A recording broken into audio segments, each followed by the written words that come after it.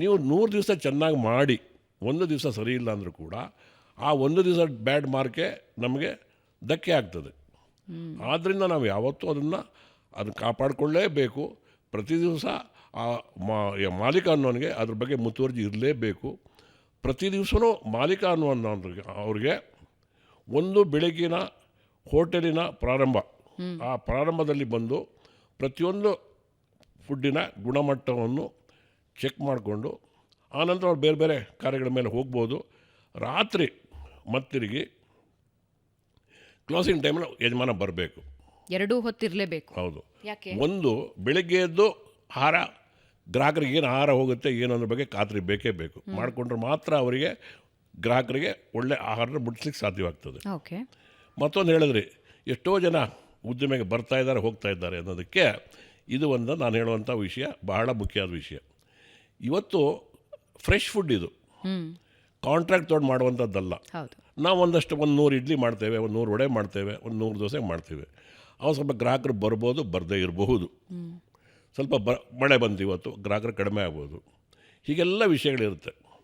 ನಮಗೇನಂತ ಹೇಳಿದ್ರೆ ಲಾಸ್ಟ್ನಲ್ಲಿ ಏನು ವೇಸ್ಟೇಜ್ ಆಗಿದೆ ಈ ಹೋಟೆಲ್ನಲ್ಲಿ, ನಮ್ಮದೇ ಆದಂಥ ಒಂದು ಪರಿಮಾಣ ಇರ್ತದೆ. ಆ ಪರಿಮಾಣಕ್ಕಿಂತ ಜಾಸ್ತಿ ವೇಸ್ಟೇಜ್ ಆದರೆ ಆ ಹೋಟೆಲ್ ಇಲ್ಲಲ್ಲ. ಯಾವಾಗ ನಾವು ಸರಿಯಾಗಿ ನೋಡ್ಕೊಳ್ಳೋದಿಲ್ವೋ ಆಹಾರವೆನ್ನುವಂಥದ್ದು ವೇಸ್ಟೇಜ್ ಕೆಳಗಡೆ ಹೊರಟೋಗ್ಬಿಡುತ್ತೆ. ಇವತ್ತು 1 ಲೀಟ್ರ್ ಸಾಂಬಾರು ಉಳಿದ್ರೆ ಪರವಾಗಿಲ್ಲ, 10 ಲೀಟ್ರ್ ಸಾಂಬಾರು ಉಳಿತು, 20 ಲೀಟ್ರ್ ಉಳಿತು, ಇನ್ನೊಂದು ಉಳಿತು, ಮತ್ತೊಂದು ಉಳಿತು. ಆವಾಗ ಏನಾಗುತ್ತೆ, ಬೆಳಗ್ಗೆಯಿಂದ ಮಾಡಿರೋ ವ್ಯಾಪಾರದ ಎಲ್ಲ ಲಾಭಾಂಶಗಳು ಎಲ್ಲ ವೇಸ್ಟಾಗಿ ಹೋಗ್ತದೆ. ಆದ್ದರಿಂದ ಮಾಲೀಕನಿಗೆ ಅದ್ರ ಬಗ್ಗೆ ಗ್ರಹಿಕೆ ಇರಬೇಕು. ಏನು ವೇಸ್ಟೇಜ್ ಆಗ್ತಾಯಿದೆ, ಯಾವ ರೀತಿ ತಡೆಗಟ್ಟಬೇಕು.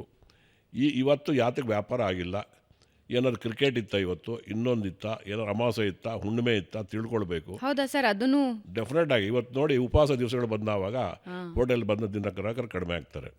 ಹಾಗೆಯೇ ಇವತ್ತು ಒಂದು ಒಳ್ಳೆ ಕ್ರಿಕೆಟ್ ನಡೀತಾ ಇದೆ, ಗ್ರಾಹಕರ ಸಂಖ್ಯೆ ಕಡಿಮೆ ಆಗ್ತಾರೆ. ಇನ್ನೊಂದು ವಿಷಯ ಬರುತ್ತೆ, ಮುಹೂರ್ತಗಳಿರುತ್ತೆ. ಭರ್ಜರಿ ಊಟ ಮಾಡಿ ಬರ್ತಾರೆ, ಹೋಟ್ಲಿಗೆ ಅವತ್ತು ಬರೋದಿಲ್ಲ, ಸಮಾರಂಭಗಳಿಗೆ ಹೋದಾಗ. ಇಂಥ ಎಷ್ಟೋ ವಿಷಯಗಳಿರುತ್ತೆ. ಇದೆಲ್ಲ ಎಕ್ಸ್ಟರ್ನಲ್ ಫ್ಯಾಕ್ಟರ್ಸ್. ಹೌದು. ಇದರಲ್ಲಿ ತಿಳ್ಕೊಂಡಾಗ ವೇಸ್ಟೇಜನ್ನು ಕಡಿಮೆ ಮಾಡ್ಬೋದು, ಲಾಸನ್ನು ಕಡಿಮೆ ಮಾಡ್ಕೊಳ್ಬೋದು. ಸೊ ನಮಗೆ ಯೂಶಲಿ ಏನು ಅನಿಸುತ್ತೆ ಅಂತ ಹೇಳಿದ್ರೆ, ಪ್ರತಿದಿನ ಎದೊಳ್ತಾರೆ ಇವರು, ಅಡುಗೆ ಮಾಡ್ತಾರೆ, ರೆಡಿ ಇಡ್ತಾರೆ ಅಂತ. ಈ ಎಷ್ಟು ವಿಷಯಗಳನ್ನು ತಿಳ್ಕೊಬೇಕು. ಆವತ್ತಿನ ದಿನ ಏನಿರುತ್ತೆ, ಹೆಂಗೆ ವರ್ಕ್ ಆಗುತ್ತೆ, ಎಲ್ಲದ್ರ ಬಗ್ಗೆನೂ ತಲೆ ಕೆಡಿಸ್ಕೋಬೇಕು. ನಿಜವಾಗ್ಲೂ ಸರ್, ಒಂದು ಉದಾಹರಣೆ ಕೊಡ್ತೀನಿ ನಿಮಗೆ. ನನ್ನ ಅತ್ಯಂತ ಆಪ್ತ ಸ್ನೇಹಿತರೊಬ್ಬರು ಒಂದು ದರ್ಶಿನಿ ಓಪನ್ ಮಾಡೋದಕ್ಕೆ ಅಂತ ಮಾಡಿದ್ದಾರೆ. ಅದರ ಓಪನಿಂಗ್ ಡೇ ದಿನ ನಾನೊಂಚೂರು ಬೇಗನೆ ಹೋಗಿದ್ದೆ. ಅವ್ರ ಜೊತೆ ಹಿಂಗೆ ಕೂತು ಮಾತಾಡೋವಾಗ ಹೇಳಿದ್ರು, ಹಿಟ್ಟು ರುಬ್ಬವನು ಇವತ್ತು ಬೆಳಗ್ಗೆನೆ ಊರು ಬಿಟ್ಟ ಅಂತ. ಸೊ ಈ ಹ್ಯೂಮನ್ ರಿಸೋರ್ಸ್ ಇದೆಯಲ್ಲ, ಇದನ್ನು ಕಂಟ್ರೋಲ್ ಮಾಡೋದು ಬಹಳ ಕಷ್ಟ ಸರ್. ಇವತ್ತು ರಾತ್ರಿ ಮಲಗಿದ್ದ ಹುಡುಗ, ಅಂದರೆ ಕೆಲಸಕ್ಕೆ ಬಂದ ಹುಡುಗ, ನಾಳೆ ಬೆಳಗ್ಗೆ ಇರ್ತಾನೆ ಅನ್ನೋದ್ರ ಬಗ್ಗೆ ಖಾತ್ರಿ ಇಲ್ಲ. ಇದೇನಂತ ಹೇಳಿದ್ರೆ, that is A men management ಅಂತ ಕರಿತೀವಿ. Men management also one of the art. ಕಲೆ. ಅದು ಎಲ್ಲೇ ಈ ಪ್ರಪಂಚದಲ್ಲಿ ಇಲ್ಲೇ ಆಗಿರೋ ಒಂದು ಮೆನ್ ಮ್ಯಾನೇಜ್ಮೆಂಟ್ ಅನ್ನುವಂಥದ್ದು, ಮಾನವ ಸಂಪನ್ಮೂಲ ಅನ್ನುವಂಥದ್ದು ತುಂಬ ಅದು ಒಂದು ಕಲೆಗೆ ಸಂಬಂಧಪಟ್ಟಂಥ ವಿಚಾರ. ಯಾತಕ್ಕಂತ ಇದನ್ನು ಯಾರಿಗೂ ಭಯಪಡಿಸಿನೋ, ಇನ್ನೊಂದು ಮಾಡಿನೋ, ಹಣದ ಆಮಿಷ ತೋರಿಸಿನೋ ಇದನ್ನು ಮಾಡಿಸ್ಕೊಳ್ಳಿಕ್ಕೆ ಸಾಧ್ಯ ಇಲ್ಲದ ವಿಚಾರ. ಮತ್ತೊಂದು, ಉದ್ದಿಮೆದಾರನಿಗೆ ಒಂದಷ್ಟು ಅದ್ರ ಬಗ್ಗೆ ನಾಲೆಡ್ಜ್ ಇರಬೇಕಾಗ್ತದೆ. ಇವತ್ತು ಒಬ್ಬ ಬಂದಿಲ್ಲ ಅಂದರೂ ಕೂಡ ಸಬ್ಸ್ಟಿಟ್ಯೂಟಾಗಿ ಇನ್ನೊಬ್ಬನ ಹತ್ರ ಮಾಡಿಸುವಂಥ ಒಂದು ಕಲೆ ಅವರಲ್ಲಿ ಇರಬೇಕಾಗ್ತದೆ. ಬೇರೆ ಕಡೆಯಿಂದ ಕರೆಸೋದಕ್ಕಿಂತನೂ ಅಲ್ಲಿರೋ ಟೀಮ್ನಲ್ಲೇ ಇನ್ನೊಬ್ಬರ ಹತ್ರ ಮಾಡಿಸ್ಕೊಳ್ಳೋದು, ಸಪೋರ್ಟ್ ಮಾಡೋದು, ಈ ಥರದ್ದೆಲ್ಲ ಮಾಡಿಸ್ಕೋಬೇಕಾಗುತ್ತೆ. ಈ ಹ್ಯೂಮನ್ ರಿಸೋರ್ಸ್ ಮ್ಯಾನೇಜ್ಮೆಂಟ್ ಅನ್ನೋದೇ ಅದೊಂದು ಸಬ್ಜೆಕ್ಟ್ ಅದು. ಆದ್ದರಿಂದ ಅದ್ರ ಬಗ್ಗೆ ಚೆನ್ನಾಗಿ ಅವರಿಗೆ ಅದ್ರ ಬಗ್ಗೆ ಒಂದು ಅರಿವು ಇರಬೇಕಾಗ್ತದೆ. ಅದ್ರ ಬಗ್ಗೆ ಗಮನನೂ ಜಾಸ್ತಿ ಕೊಡಲೇಬೇಕಾಗ್ತದೆ. ಈ ಥರದ್ದೆಲ್ಲ ನಡೀತಾ ಇರುತ್ತೆ. ಇದನ್ನೆಲ್ಲದನ್ನೂ ಮೆಟ್ಟಿ ನಿಂತ ನಂತರನೇ ಈ ಉದ್ಯಮದಲ್ಲಿ ಸಕ್ಸಸ್ ಆಗಲಿಕ್ಕೆ ಸಾಧ್ಯವಿದೆ. ಹಾಗಾದರೆ ಒಂದು ಪ್ರಶ್ನೆ ಕೇಳ್ತೀನಿ ಸರ್. ಇವತ್ತು ಸೋಷಿಯಲ್ ಮೀಡಿಯಾ ಎರಾದಲ್ಲಿ ಹೆಂಗಿದೆ ಅಂತ ಹೇಳಿದ್ರೆ, ಒಂದು ರೀಲ್ಸ್ ನೋಡಿ ನಾನೊಬ್ಬ ಉದ್ಯಮಿ ಆಗಿಬಿಡ್ತೀನಿ ಅಂತ ಡಿಸೈಡ್ ಮಾಡ್ತಾರೆ, ಅಥವಾ ಯಾವುದೋ ಒಂದು ಸ್ಟೋರಿ ನೋಡಿ ನಾನು ಒಬ್ಬ ಉದ್ಯಮಿ ಆಗಿಬಿಡ್ತೀನಿ, ನಾಳೆ ಬೆಳಗ್ಗೆಯಿಂದ ನಾನು ಕೆಲಸಕ್ಕೆ ರಾಜೀನಾಮೆ ಕೊಡ್ತೀನಿ, ನಾನು ಅಡುಗೆ ರೆಡಿ ಮಾಡಿ ಸೇಲ್ ಮಾಡೋದಕ್ಕೆ ಶುರು ಮಾಡ್ತೀನಿ ಅಂತ. ಅದನ್ನು ಹೆಂಗೆ ನೋಡ್ತೀರಾ? ಹೆಂಗೆ ಸಾಧ್ಯ ಅದು? ಇವಾಗ ಒಬ್ಬ ಈ ರೀತಿಯ ಉದ್ಯಮಕ್ಕೆ ಎಂಟ್ರಿ ಆಗಬೇಕು ಅಂದರೆ ಏನೇನು ಕ್ವಾಲಿಫಿಕೇಷನ್ ಇರಬೇಕು? ನಾನು ಹೇಳೋದಲ್ಲ, ಫಸ್ಟ್ ಇಷ್ಟಕ್ಕೆ ಮುಂಚೆ ಹೇಳ್ದಂಗೆ ಬಾರ್ನ್ ಬೇಬಿ ಕೇರ್ ತಗೊಳ್ಳೋ ಪೇಷನ್ಸ್ ಅವರಲ್ಲಿ ಇರಬೇಕು. ಪೇಷನ್ಸ್, ಸಹನೆ ಇರಬೇಕು. ಹೌದು. ಎರಡನೇದಾಗಿ ಆ ಒಂದು ಸೆಕ್ಟರ್, ಇವತ್ತು ಒಂದು ಫಾಸ್ಟ್ ಫುಡ್ ಸೆಕ್ಟರ್ ಬರ್ತಾರೆ ಅಂತ ಇಟ್ಕೊಳ್ಳಿ, ಅದ್ರ ಬಗ್ಗೆ ಸರಿಯಾದ ಮಾಹಿತಿನ ಕಲೆಕ್ಟ್ ಮಾಡ್ಕೋಬೇಕು. ಅದ್ರ ಬಗ್ಗೆ ಅರಿವಿರಬೇಕು. ಹೆಂಗೆ ಸರ್ ಮಾಹಿತಿ ಕಲೆಕ್ಟ್ ಮಾಡೋದು? ಅಂದರೆ ವ್ಯಕ್ತಿಗಳನ್ನ ಭೇಟಿ ಆಗಬೇಕಾ, ರಿಸರ್ಚ್ ಒಂದು ಮಾಡಬೇಕಾ? ಹೇಳ್ತೀನಿ, ಮಾಹಿತಿ ಅಂದರೆ ಅದರಲ್ಲಿ ಹಲವಾರು ರೀತಿ ಬರ್ತದೆ. ಇವತ್ತು ಒಂದು ಲೊಕೇಶನ್ ಇರುತ್ತೆ ಅಂತ ಇಟ್ಕೊಳ್ಳಿ. ಆ ಲೊಕೇಶನಲ್ಲಿ ನೀವು ಒಂದು ಹೋಟ್ಲ್ ಮಾಡಬೇಕಾದ್ರೆ ಆ ಹೋಟೆಲ್ಗೆ 2-3 ಕಿಲೋಮೀಟರ್ ರೇಡಿಯಸ್ನವ್ರು ಮಾತ್ರ ಬರ್ತಾರೆ. ಜನರಲ್ಲಾಗಿ ತುಂಬ ದೂರದಿಂದ ಬರೋದು ತುಂಬ rare cases. Every day general fast food, general restaurants ಇದಕ್ಕೆಲ್ಲರೂ ಒಂದು 2-3-4 ಕಿಲೋಮೀಟರ್ ರೇಡಿಯಸ್ ಇರೋರೆ ಬರ್ತಾರೆ. ಆ ರೇಡಿಯಸಲ್ಲಿ ಯಾವ ಥರ ಗ್ರಾಹಕರು ಇಲ್ಲಿದ್ದಾರೆ, ಯಾವ ಕ್ಯಾಟಗರಿ ಗ್ರಾಹಕರು ಇದ್ದಾರೆ, ಇದೆಲ್ಲದೂ ಸ್ಟಡಿ ಮಾಡಬೇಕು ಮೊದಲು. ಇವತ್ತು ನಾನ್ ವೆಜ್ ಪೀಪಲ್ಸ್ ಜಾಸ್ತಿ ಇರೋ ಕಡೆ ವೆಜಿಟೇರಿಯನ್ ಇರ್ತೀನಿ ಅಂದರೆ ನಡೆಯಲ್ಲ. ವೆಜಿಟೇರಿಯನ್ ಪೀಪಲ್ಸ್ ಇರೋ ಹೋಗಿ ನಾನ್ ವೆಜಿಟೇರಿಯನ್ ಇರ್ತೀನಿ ನಡೆಯಲ್ಲ.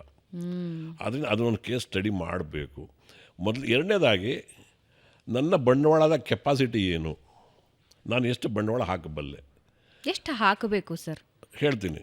ಅದಕ್ಕೆ ನಿಮಗೆ 10 ಲಕ್ಷದಿಂದ 10 ಕೋಟಿ 100 ಕೋಟಿವರೆಗೆ ಹಾಕ್ಬೋದು. ಅದು ಅವರವರ ಶಕ್ತಿ ಒಂದು, ಅವಶ್ಯಕತೆ ಒಂದು. ಮೊದಲನೇದಾಗಿ ಒಬ್ಬ ನ್ಯೂ ಕಮ್ಮರ್ಸ್ ಸಣ್ಣ ಪ್ರಮಾಣದ ಒಂದು ಈಗ ರೆಸ್ಟೋರೆಂಟ್ನಲ್ಲಿ ಬರಬೇಕಂತಿದ್ರೆ ಒಂದು ಸಣ್ಣ ಪ್ರಮಾಣದ ಫಾಸ್ಟ್ ಫುಡ್ಡನ್ನು ಮಾಡಿಕೊಡ್ಬೇಕು ಅವ್ರು ಫಸ್ಟು. ಅದರಲ್ಲಿ ಎಲ್ಲ ಎಕ್ಸ್ಪೀರಿಯೆನ್ಸನ್ನು ಗೇಯ್ನ್ ಮಾಡಬೇಕು.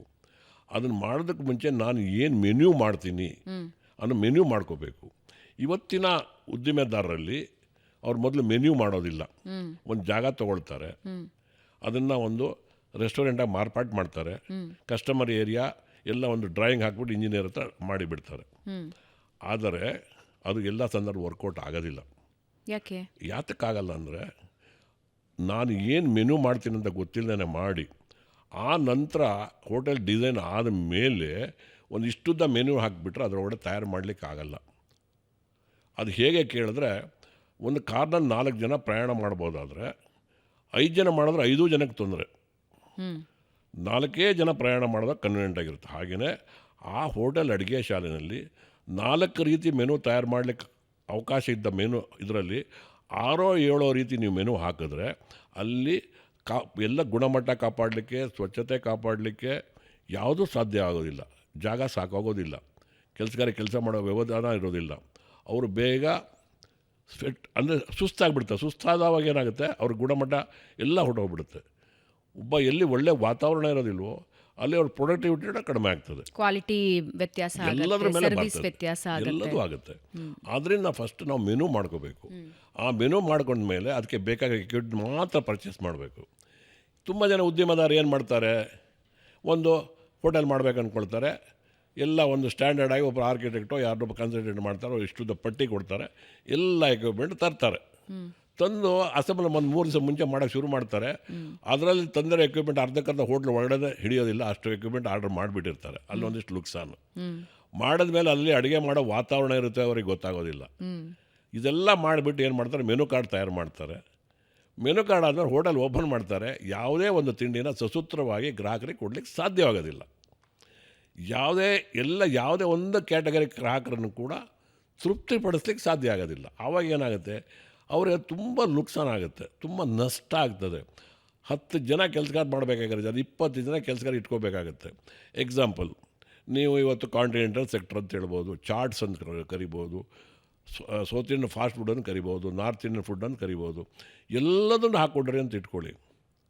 ನಿಮಗೆ ಡೈಲಿ ಒಂದು 200 ಗ್ರಾಹಕರು ಬಂದರೆ ಎಲ್ಲ ಒಂದು 20-23 ಜನಕ್ಕೆ ಒಂದೊಂದು ತಿಂಡಿಗೆ ಆಗೋಗ್ಬಿಟ್ರೆ ಅದಕ್ಕೆ ಮಾಡಲಿಕ್ಕೇ 2 ಕೆಲಸಗಾರ ಬೇಕಾಗ್ತಾರೆ. ಅದಕ್ಕೆ ಅವ್ರಿಗೆ ಬೇಕಾಗಿರೋ ಸಂಬಳನೇ ವಿಪರೀತ ಆಗ್ತದೆ, ಒಳ್ಳೆ ಜಾಗ ಇರೋದಿಲ್ಲ.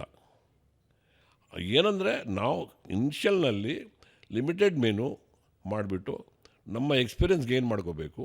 ಆ ನಂತರ ನಾವು ಅದನ್ನು ಮುಂದೆ ಹೇಗೆ ಮುಂದುವರ್ಸ್ಕೋಬೇಕು, ಬೇರೆ ಜಾಗಕ್ಕೆ ನಾವು ಶಿಫ್ಟ್ ಮಾಡ್ಕೊಳ್ಳೋದಾ, ಇನ್ನೂ ಸ್ವಲ್ಪ ದೊಡ್ಡ ಹೋಟೆಲ್ ಮಾಡೋದಾ, ಹೇಗೆ ಮಾಡೋದು ಆಲೋಚನೆ ಮಾಡ್ಕೋಬೇಕು. ನ್ಯೂ ಕಮ್ಮರ್ಸ್ ಮಾತ್ರ ಯಾವಾಗಲೂ ತುಂಬ ಲಿಮಿಟೆಡ್ ಮೆನು ಹಾಕ್ಕೊಂಡು ಸಣ್ಣ ಪ್ರಮಾಣದಲ್ಲಿ ಮಾಡಿಕೊಂಡು ಎಕ್ಸ್ಪೀರಿಯೆನ್ಸ್ ಗೇನ್ ಮಾಡಿದ್ರೆ ಡೆಫಿನೆಟಾಗಿ ಅವ್ರು ವಿನ್ ಆಗಲಿಕ್ಕೆ ಚಾನ್ಸಸ್ ಇದೆ.